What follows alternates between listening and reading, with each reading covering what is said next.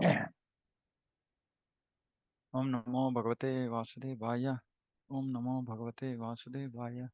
Om Namo Bhagavate Vasudevaya. Narayanam Namaskritya Naram Chaiva Narottam Devim Saraswatim Vyasam Tato Jaimudire Ashtaprayasha Vadreshu Nityam Bhagavata Sevaya. Bhagavati Ruttama Shloke Bhaktir Bhavati Neshtiki. Om Agnanatimirandasya Gnananjana Shalakaya Chakshurunmilitam Yena Tasmai Shri Gurave Namaha. Namo Vishnupadaya Krishna Preshthaya Bhutale Srimate Bhakti Vedanta Swaminiti Namane. नमस्ते सारस्वती देवे गौरवाणी प्रचारिणे निर्विशेष शून्यवादी पाश्चात्य देश तारिणे जय श्री कृष्ण चैतन्य प्रभु नित्यानंद श्री अद्वैत गदाधर शिवासादि गौर भक्तवृंद हरे Krishna Krishna Krishna Hare Hare Hare Ram Ram Ram Hare Hare.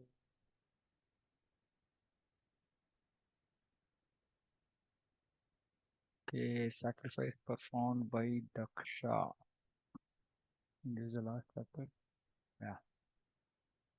With this we will conclude Daksha episode. Maitreya Uvacha. इत्यजेनानु नान् इत्यजेनानुनीतेन भवेन परितुष्यता अभ्यदायि महाबाहो प्रहस्य सूयताम् इति. Said Maitreya said, O mighty armed Vidura, Lord Shiva, being thus pacified by the words of Lord Brahma, spoke as follows in answer to Lord Brahma's request. Mahadeva Vacha.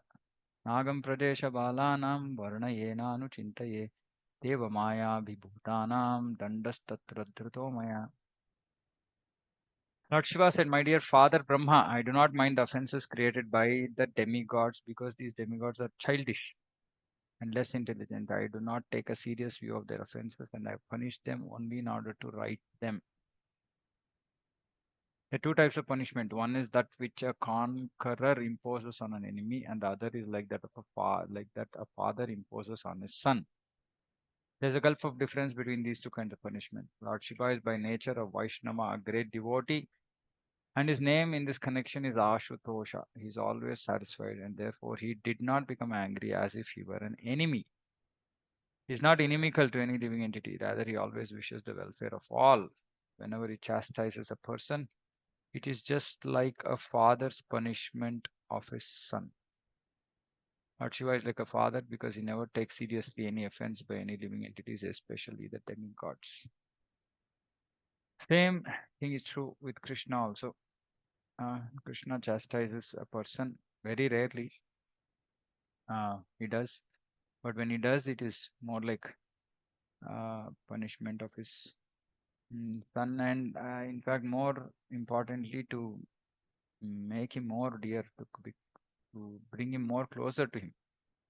If at all Krishna mm, does anything of this sort, such devotees are very exalted, and Krishna does that just to bring them closer to himself. But either way, even devotee suffering, like we have discussed many times, is just for their purification and further spiritual progress. So for one who is actually surrendered to Krishna,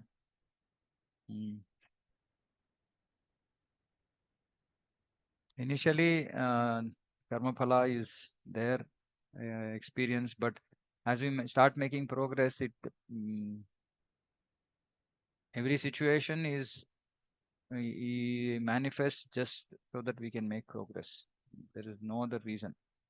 Um, yeah, because once we mentally surrender to Krishna, Krishna starts taking care of us, and in our best interest.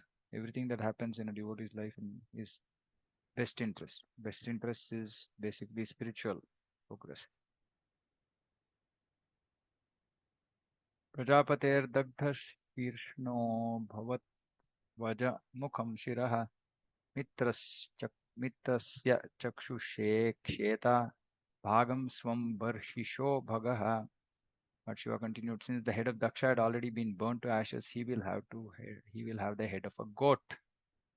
Demigod known as Bhaga will be able to see his share of sacrifice through the eyes of Mitra.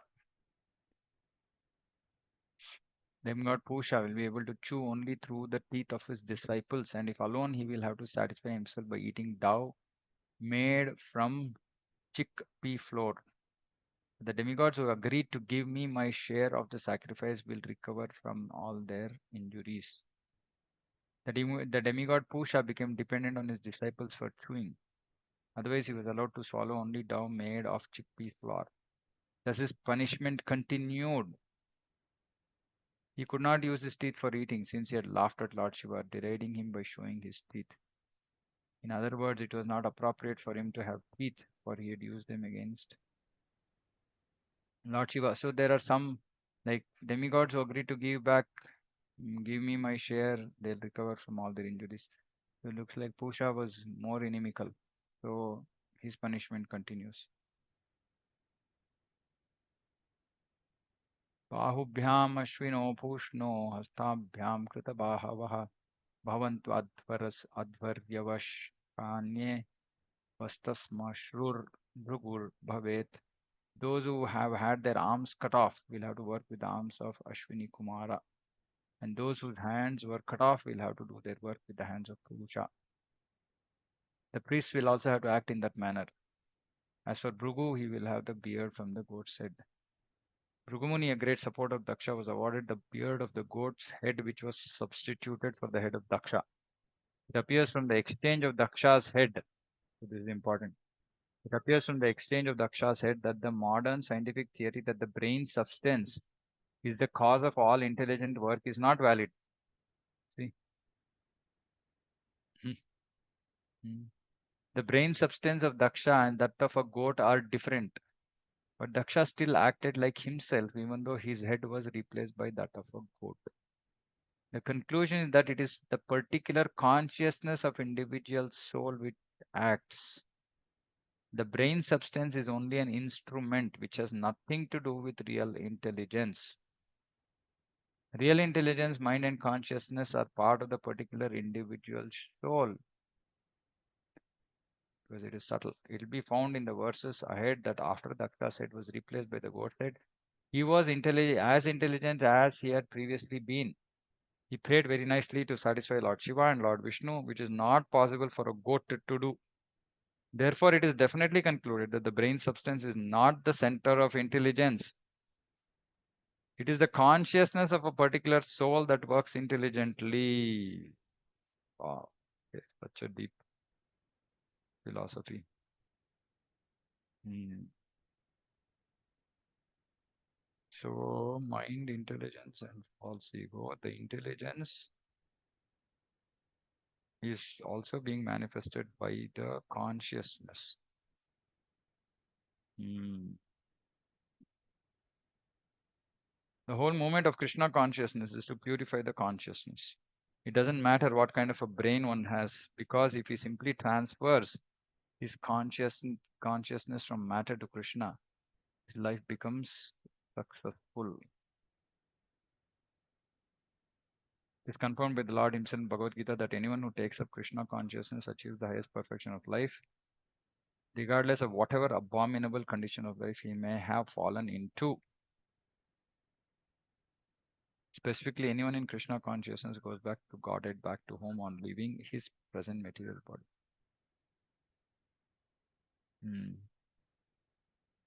So brain substance is not the center of intelligence. It is the consciousness of the soul that works intelligently. So when there is contaminated consciousness, the intelligence also works in a contaminated way. When the consciousness becomes pure, the intelligence also works in a pure way. So the whole movement of Krishna consciousness is to prove the purify the consciousness.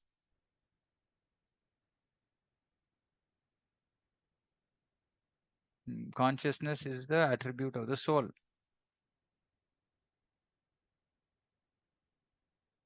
So we should remember this. It is the consciousness that works intelligently. So if we are using our intelligence for Krishna conscious activities, that means our consciousness has become purified or it is in the process of becoming purified. If our consciousness is still, if our intelligence is still engaged in material things, that means our consciousness is still materially contaminated. That means that we have to do more intense sadhana bhakti to purify the consciousness. That is why any process which works just on the platform of mind, intelligence, etc. is material. Krishna consciousness is spiritual because it works on the level of consciousness, which is an attribute of the soul, which is a function of the soul. So we have to focus on our consciousness. We should not be worried too much about our intelligence, mind.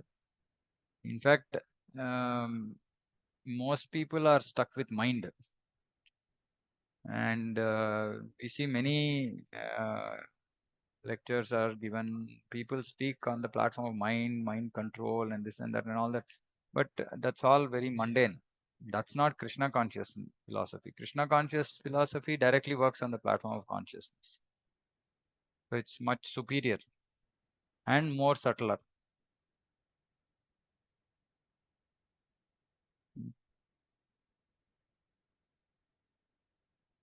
Prabhupada is saying, regardless of whatever abominable condition of life one might have fallen into, if one takes up Krishna consciousness, he achieves perfection. But the important thing is to take up. Take up meaning fully, not half-heartedly. We take it up fully, then irrespective of whatever our abominable condition is. Abominable condition could be Janma, Aishwarya, Sutashri, any of these. We might have a not so good birth, we might not have money, we might not have good education, we might not have good beauty. It doesn't matter. We might be really be suffering. It doesn't matter whatever our abominable condition, fallen condition. Mm. But if we take up to Krishna consciousness, we will achieve perfection. In fact, Prabhupada says in Bhagavad Gita, material well-being follows spiritual well-being. But those who want those who want material well-being, those people who are going behind material well-being, they will not be able to achieve spiritual well-being. So this is very important that we actually focus on spiritual well-being and then material well-being automatically follows. Don't have to do much. So our focus should not be material. Our dealing should not be material. It should not be on the platform of the mind. It should be on the platform of the soul, which means I am servant of Krishna. I am servant of all the Vaishnavas. If you don't have this mood, if you don't develop this mood, then we can't make progress. And this is also the beauty of Krishna consciousness, right? We are not disqualified.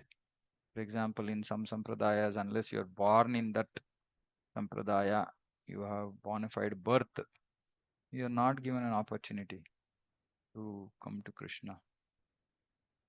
But Prabhupada is so merciful that he, irrespective, of course, this is what Shastra says, no birth can disqualify us from Krishna consciousness. But yes, we have to qualify ourselves also. Once we come into Krishna consciousness, we have to qualify ourselves. How do we qualify ourselves? By purifying our consciousness.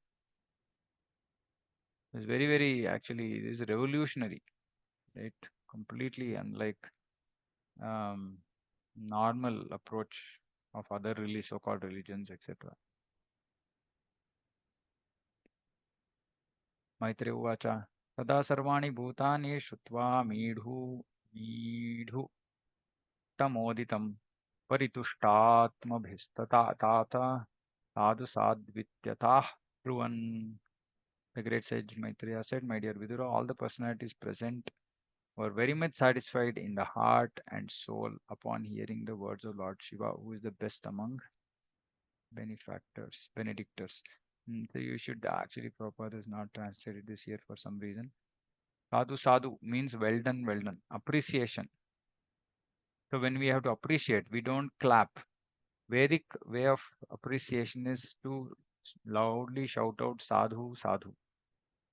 Sadhu, sadhu means well done, well done. This clapping and all is mm, Western, um, Western style. But our Vedic style is, if we want to appreciate somebody, uh, we say Hari Bol. Yeah, but the more technically correct is sadhu, sadhu.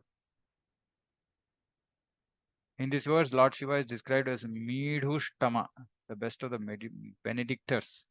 He is also known as Ashutosha, which indicates that he is very quickly satisfied and very quickly angered. It is said in Bhagavad Gita that less intelligent persons go to the demigods for material benedictions. Somehow, even after coming to Krishna consciousness, devotees don't understand this or take a long time to understand this.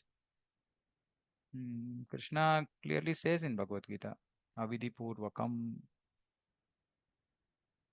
But yeah, still many people find it difficult to stop demigod worship.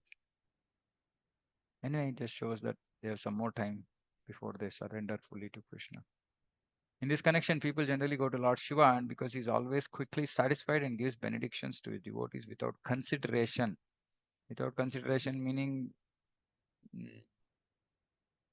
bound by some rules, saying that if a devotee does this, these benedictions should be given, irrespective of whether it's good or bad for that person, like Brukasura. You know that story. So it's called Midhushtama, or the best of the Benedictors. Materialistic persons are always anxious to get material profit, but they're not serious about spiritual profit. So those who come to Krishna consciousness and also are always anxious of material profit, they are not serious about spiritual profit. And this material profit is preyas, short term. Spiritual profit is preyas, real benefit, real benediction. Sometimes, of course, it so happens that Lord Shiva becomes the best benedictor in spiritual life. It is said that once a poor Brahmana worshipped Lord Shiva for a benediction, and Lord Shiva advised the devotee to go to see Sanatana Goswami. The devotee went to Sanatana Goswami and informed him that Lord Shiva had advised him to seek out the best benediction from Sanatana. Sanatana had a touchstone in Tamani with him, which he kept with the garbage. That's all the value. On the request of the poor Brahmana, Sanatana Goswami gave him the touchstone, and the Brahmana was very happy to have it. He now could get as much gold as he desired simply by touching the touchstone to iron. But after he left Sanatana, he thought, if a touchstone is the best benediction, why has Sanatana Goswami kept it with the garbage? He therefore returned and asked Sanatana Goswami, Sir, if this is the best benediction, why did you keep it with the garbage? Sanatana Goswami then informed him, actually, this is not the best benediction. But are you prepared to take the best benediction from me? Brahmana said, Yes, sir. Lord Shiva has sent me to you for the best benediction. Then Sanatana Goswami asked him to throw the touchstone in the water nearby and then come back. The poor Brahmana did so, and when he returned, Sanatana Goswami initiated him with the Hare Krishna mantra. Thus, by the benediction of Lord Shiva, the Brahmana got the association of the best devotee of Lord Krishna and was thus initiated in the Maha Mantra Hare Krishna, Krishna Krishna, Hare Hare, Hare Rama, Rama Rama, Hare Hare. So we can't understand really how fortunate we are that we have got this mantra. Mm. We'll so many times, we see we'll be chanting the mantra in Sankirtan, we'll be doing Nagar Sankirtan, etc. But we see that most people, many people who are there, they can't chant this mantra. Mantra doesn't come out of their mouth. They're just standing there and hearing, which means that they're still not fortunate to take Krishna's name. They're still not fortunate. And here we are taking Krishna's name every day. That is the reason why anybody who takes Krishna's name has to be respected, because he's not an ordinary jiva. Even if that person has material desires, it doesn't matter. It's still way beyond ordinary jivas. But today's world, ordinary people who are rich, influential, etc., are given respect, but devotees are not given respect. We see many times, those who are giving lot of donation, this, that, and all that, they're given, given importance, etc. But there might be some, devotees who you know, don't have much material position, etc., etc. And they might be treated not so, not so good, not so well. We should understand that Anybody who is chanting Hare Krishna is more respectful, more elevated than any, even demigods. And even demigods, what to speak of some ordinary person of some material, you know, position, etc. Uh, and this is always this very, very important when we are dealing with devotees, that we deal with everybody with respect. We deal with respect. And those who don't understand this, how to deal with other devotees, are not cannot be called devotees at all, even if they're chanting Hare Krishna, because it actually displeases Krishna a lot. Mm. But of course, because they're also chanting Hare Krishna, Krishna will also have in their best interest to somehow rectify them so that they change their mindset. But Shastra says that is mad elephant offense, to offend devotees, to offend Vaishnavas. Mm. So, and that is only possible when we are in clear Krishna consciousness, when we have actually heard.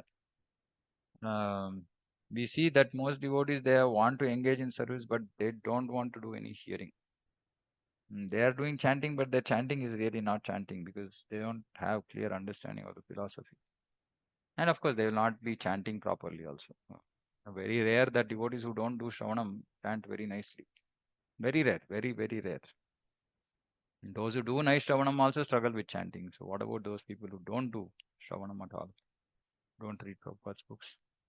But either way, we have to respect devotees. There might be various reasons, situations, but in spite of all that, we should always remember that anybody who is chanting Hare Krishna is very, very special. Mm. The Lord Shiva sent this Brahmana to get the most valuable, best benediction, and that was the Hare Krishna Mahamantra. Not the Chintamani stone, not the touchstone, which could give so much material wealth. That was not the best benediction. So we should always, all the time, remember that we have got this best benediction. However, somehow we are fortunate that we have come till here.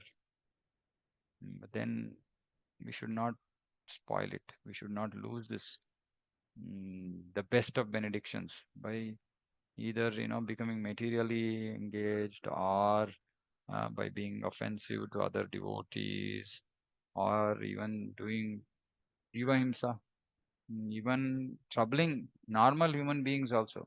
Forget they might not even be devotees. Normal jivas also, we should not do himsa. And then we can't make progress. And more importantly, is dealing with other devotees, very, very, very, very important. Unfortunately, this is not well understood among devotees. And thereby, we end up dealing with others on the material platform, other devotees on the material platform, treating them just like we treat or deal with other mm, Burmese or people outside. No, we can't do that because Krishna becomes extremely displeased.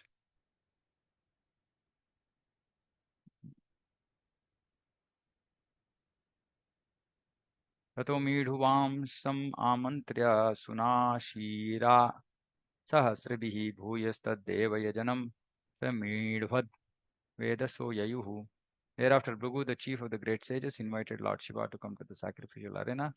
Thus, the demigods, accompanied by the sages, Lord Shiva and Lord Brahma, all went to the place where the great sacrifice was being performed. The whole sacrifice arranged by King Daksha had been disturbed by Lord Shiva. Therefore, all the demigods present there, along with Brahma and great sages, specifically requested Lord Shiva to come and revive the sacrificial fire. There's a common phrase, Shiva Hina Yagna. Any sacrifice without the presence of Lord Shiva is baffled. Lord Vishnu is Yagneshwara, the Supreme Personality in the matter of sacrifice. Yet, in each yagna, it is necessary for all the demigods headed by Lord Brahma and Lord Shiva to be present. After everything was executed exactly as directed by Lord Shiva, Daksha's body was joined to the head of an animal meant to be killed in sacrifice. All the demigods and great sages were very careful not to irritate Lord Shiva. Therefore, whatever he asked was done. Especially said here that Daksha's body was joined to the head of an animal, a goat.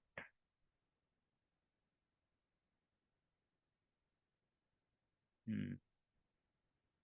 When the animal's head was fixed on the body of King Daksha, Daksha was immediately brought to consciousness. And as he awakened from sleep, that's all. He just awakened from sleep. The king saw Lord Shiva standing before him. The example given here is that Daksha got up as if he were awakened from deep sleep. In Sanskrit, this is called Supta Ivathastau.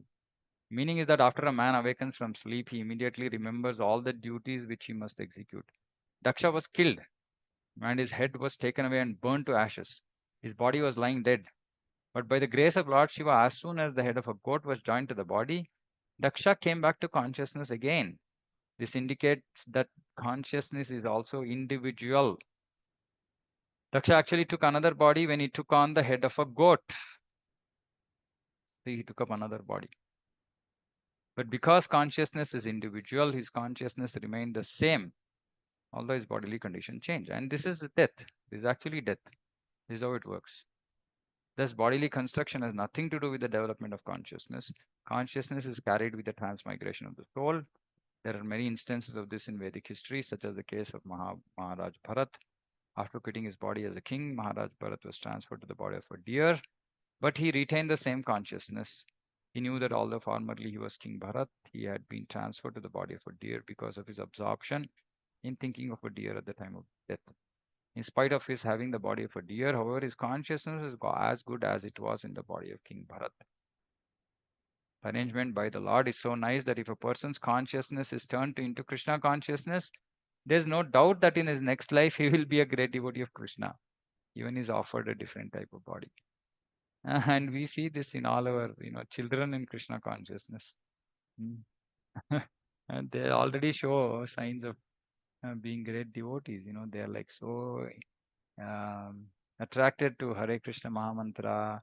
And they're so attracted to devotees. They're so attracted to deities, to every aspect of Krishna consciousness. We see that in our children of devotees who are very fortunate. Mm. So this Krishna consciousness will continue. There's no doubt. But the question is really, do we want to come back another life to continue Krishna consciousness, or do we want to like this sleep and then wake up and see Krishna beside us? So that we have to decide. If you want to come again back here next life, one more father, one more mother, okay, they might be devotee parents if you're fortunate. But is that what we want, or is that we want to be seeing Krishna beside us? So we have to decide that. And all of us will be given this, all of us have been given this option. We can decide what we want and where we want to go. Okay, so we'll stop here. Daksha is going to start in his new body, new birth. He's going to start giving some very nice offers, very nice prayers to Lord Shiva. Okay, so we'll stop here. Anybody has any questions, comments?